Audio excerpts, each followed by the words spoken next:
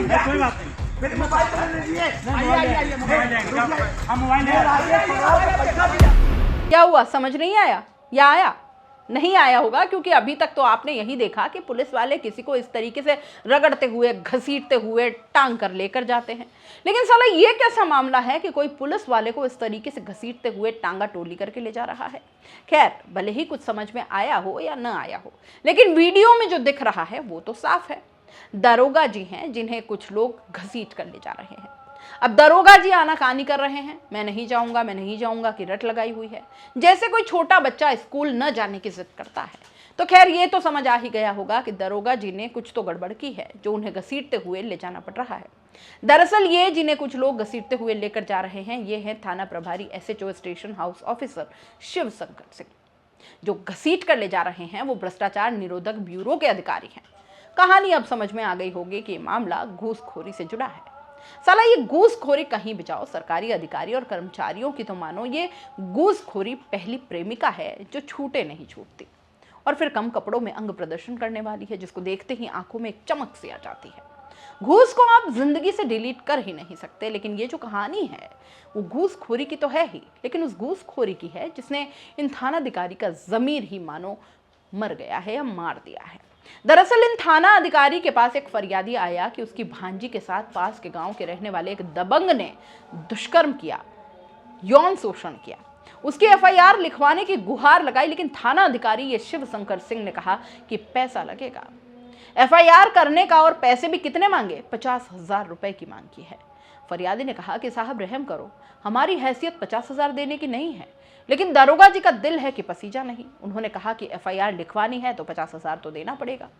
फरियादी बेचारा परेशान, उसने कहा कि साहब 50 नहीं 30,000 ही है। उन्होंने कहा ले आओ, लेकिन बाद में फरियादी और उनके घर वालों को 30,000 रुपए देना भी सही नहीं लगा, और लगेगा भी कैसे? घर की बच्ची का यौन शोषण हुआ है, उसके साथ दुष्कर्म जैसी बात सामने आ रही है, और उसकी शिकायत के लिए पैसा दो, ये तो ठीक नहीं है। फरियादी ने सोचा कि अब पैसा नहीं देंगे और ACB में शिकायत करेंगे। 25 फरवरी को थाना प्रभारी शिव शंकर सिंह की शिकायत एंटी करप्शन ब्यूरो से कर दी। अपनी शिकायत में फरियादी ने बताया कि थाना प्रभारी शिव शंकर सिंह द्वारा मुकदमा लिखने के लिए 50,000 की मांग की जा रही है। इतना रुपया दे पाने में मैंने असमर्थता जताई तो 30,000 में वो मान गए। मैं इनको यानी शिव शंकर सिंह को रुपए नहीं देना चाहता, बल्कि 30,000 घूस देते हुए रंगे हाथों पकड़वाना चाहता हूँ। इसके बाद फरियादी ने अपनी भांजी के साथ IGRS के जरिए 25 फरवरी को ऑनलाइन FIR कर दी। एंटी करप्शन ब्यूरो के अधिकारियों ने मामले की जांच शुरू की।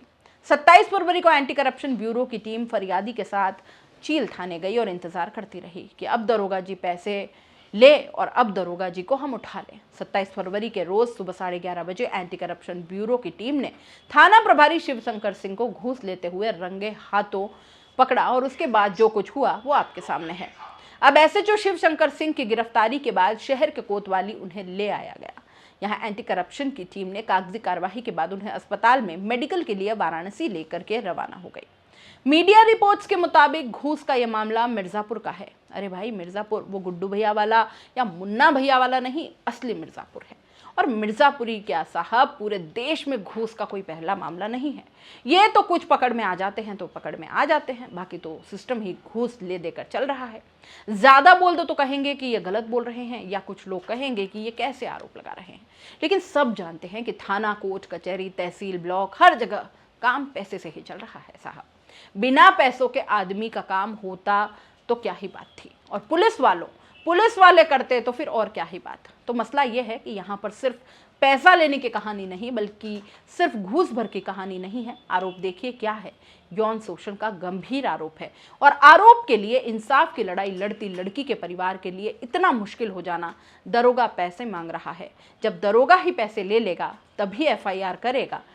वैसे चाहे कहीं भी हो, पुलिस हो, बाकी बातें आप समझाओ, समझो, नहीं समझो, बस एक बात समझो कि भैया कुछ इशू जो होते हैं वो सेंसिबल होते हैं, जिसमें कार्रवाई बिना किसी घूस के, बिना किसी परेशानी के करनी होती है। फरियादी को तसल्ली हो कि सरकार सुनती है, पुलिस अच्छी है। जब ऐसी बातों में भी पैसा मांगने लगोगे तो कैसे चलेगा साहब? क्या कहना है आपका? हम आपको यहाँ इस तरह के केस इसलिए बताते हैं कि आपको पता चले और कुछ समझ में भी आए, और अपने हक को भी आप पहचानने लगे।